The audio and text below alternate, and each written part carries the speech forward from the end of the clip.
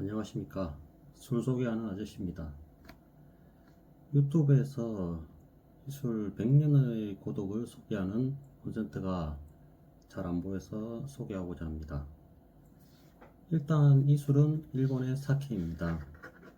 일본 사케는 보통 우리나라에서는 이자카야의 니온슈를 사케라고 많이 지칭하는데, 정확히는 일본 사케는 맥주, 하이볼, 추하이, 위스키, 니온수 전부 다 사케라고 할 수 있습니다. 통틀어서 술을 사케라고 하죠. 그런데 이 100년의 고독은 그 중에서 일본 소주입니다. 이 100년의 고독은 일본 남쪽 끝이죠. 미야자키현에 있는 구로키 혼텐이라는 양조장에서 만들어졌습니다. 이 양조장은 일본 메이지 시대 1800년대경이겠죠.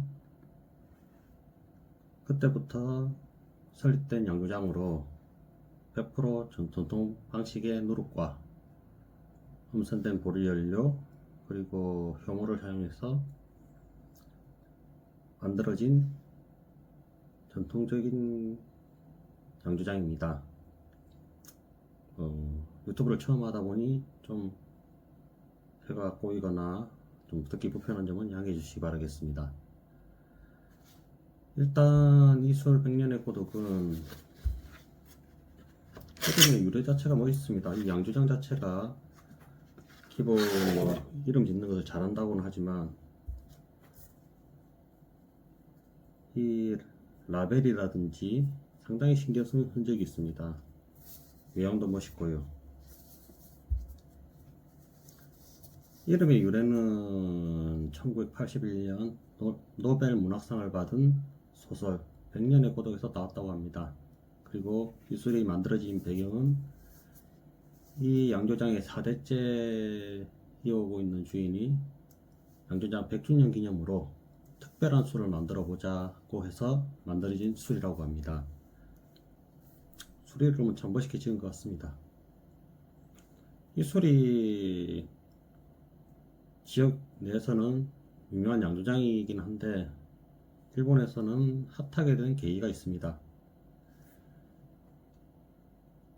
이게 어떤 내용이냐고 하면, 지금 현재 천황이죠. 나루히토 천황이 황태자 시절에 인터뷰 도중에 기자가 이런 질문을 했답니다. 황태자님은 어떤 술을 잘 즐겨 드시냐 했을 때, 이 나루히토 천황이 자기는 반주로 미야자키 현에서 만들어진 100년의 고독이라는 이 보리소주를 즐겨 먹는다고 하여 일본에서 한동안은 핫 이슈가 된 적이 있습니다. 그래서 구하기도 힘들어졌고, 흔히 말하는 피가 붙어서 원래 가격에 몇 배 거래되기도 하고 품질 현상까지 발생했다고 합니다. 근데 지금 현재로서는 그 정도까지는 하지 않습니다. 그래도 피는 여전히 붙습니다. 예전처럼 몇 배가 아니라 어느 정도는 붙습니다. 그러니까 일본 여행을 가서 보신 분은 알겠지만, 일본에는 주류 판매점이 참 여러 가지가 있는데 거의 전점에서 취급하고 있는 술은 아닙니다. 간혹가다 보이는 데도 있고 안 보이는 데도 있습니다. 그리고 원래 정가는 3,000엔 중반대입니다. 그런데 3,000엔 중반대로 아마 구할 수 있는 데는 거의 없다고 보시면 됩니다. 미야자키 현, 쿠로키 현店 본점을 가거나 극히 소수의 주판점을 찾아야 되는데 그거는 힘드실 거고요. 그러니 일본 여행 중에서 이 100년의 고동을 발견하시고, 만약에 가격대가 5,000엔에서 6,000엔 정도 사이다 그러면 구매하시길 추천드립니다. 보통 그 이하 정가는 구하기가 힘드니까요. 그리고 참고로 저희 나라에도 정식 수입은 됩니다. Y&M나 뭐 여러가지 인터넷 쇼핑몰들이 있더라고요. 그리고 제가 본 제일 낮은 가격은 17만원 정도 합니다.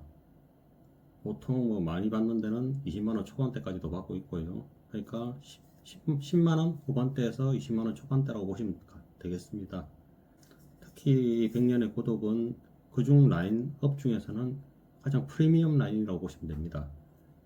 일본의 뭐 브로키혼텐의 기본 소주로서 나카나카라는 소주가 있는데, 그거를 갖다가 더 보통 1년 정도 숙성을 합니다.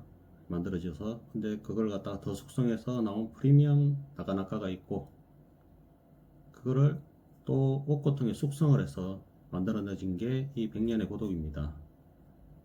상당히 일본에서도 보리소주로는 손에 꼽을 수 있는 소주라고 하겠습니다. 유명하고요. 일단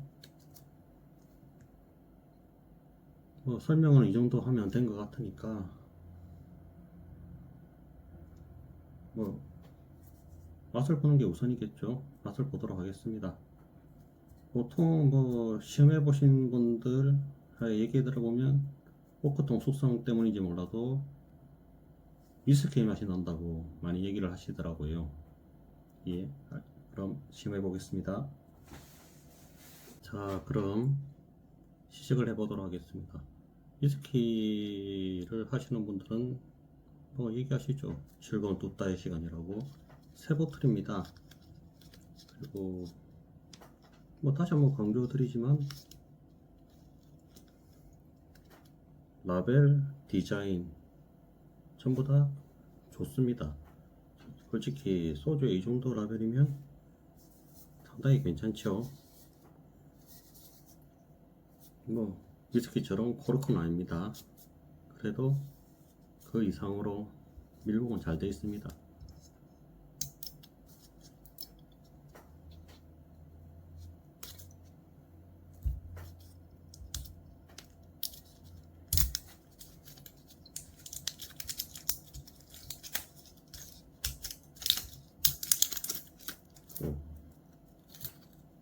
즐거운 뚝딱이 시간이죠. 자,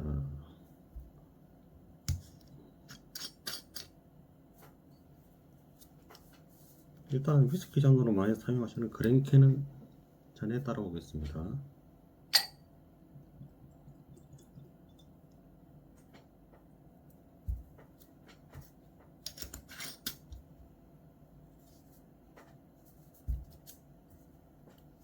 색깔 자체는 아주 살짝 연한 노랑이죠. 한껏 아주 옅은 황금빛.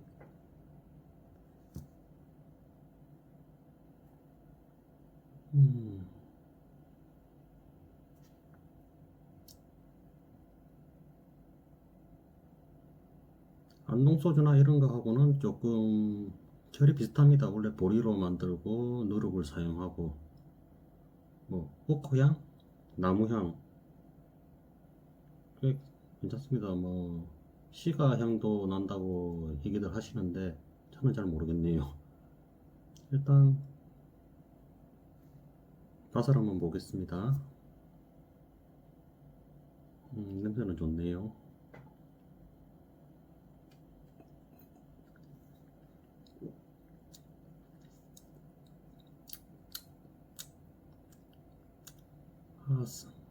시트러스합니다. 시트러스하고 알코올이 조금 치는 건 있습니다. 타격감도 좀 있고요. 일본 주판점에서 주판님 사장님 얘기로는 프루티한 맛, 프루티한 아지라고 얘기를 표현하시더라고요. 분명히 알코올이 치는 게 있지만 약하게 코코넛, 밀, 고소한, 보리 다 느껴지네요. 솔직히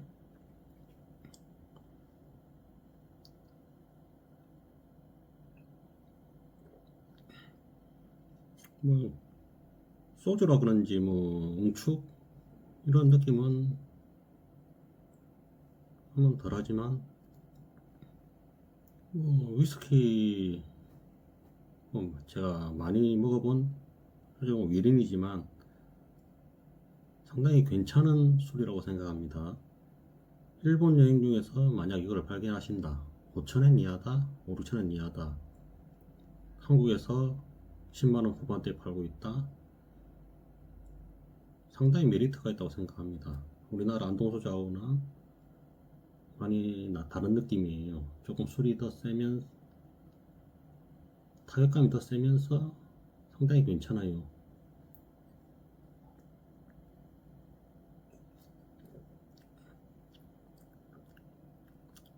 달달한 맛도 있고요.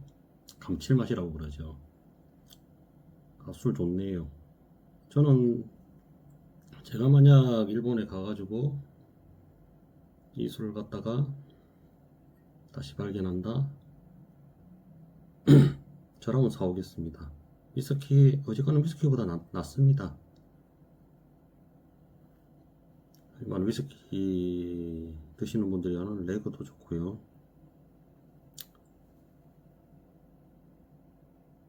제가 이 술을 사기 전에 죄송합니다.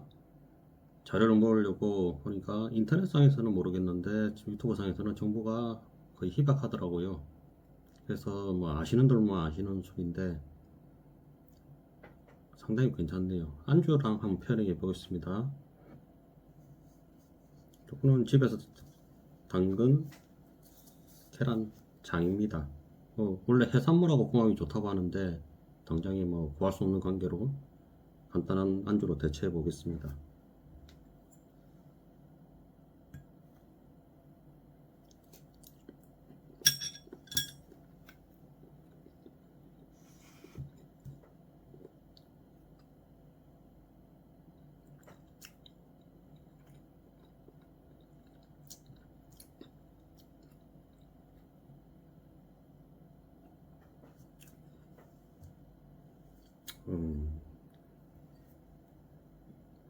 계란 노른자 자체는 녹질만 하고 꽤 어울립니다.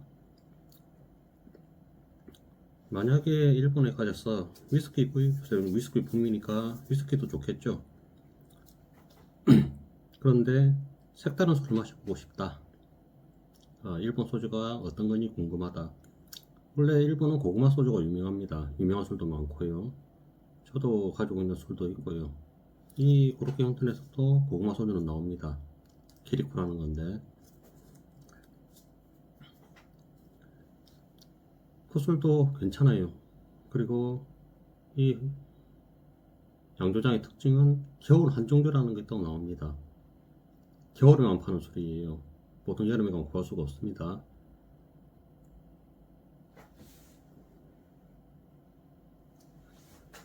키로코라는 술, 방금 얘기한 술도 일반 파는 버전이 있고 겨울 버전이 또 따로 있습니다.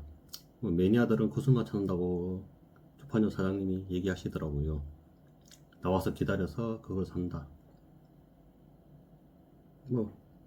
리뷰는 이 정도까지 하겠습니다. 제가 드리는 말씀은 충분히 살만한 술이다, 맛있는 술이다. 그런데 솔직히 한국에선 너무 비쌉니다. 일본 내에서도 피가 붙는 술이긴 하지만 한국에는 웬만한 중고 위스키 가격이죠. 일본 여행 중에 발견하시면 사보기를 추천드립니다. 그리고 한 가지 팁을 드리자면, 중국 죄송합니다. 중국 술 중에 백년고독이라는 술이 있습니다. 그거는 이 백년의 고독하고 전전 다른 술입니다. 그리고 그 술은 백주고요. 그리고 재밌는 거는 이 백년의 고등하고 포장지, 라벨 전부 다 비슷하게 생겼어요. 용량은 좀 작아요. 제가 기사를 검색하는 도중에도 착각해서 드시는 분도 몇 분 봤습니다. 일단 그 술과 이 술은 다르다는 점, 그 술은 중국의 백주, 이거는 일본의 프리미엄 보리소주입니다. 그 점을 알고 드셨으면 좋겠습니다. 자, 영상을 마치겠습니다. 감사합니다.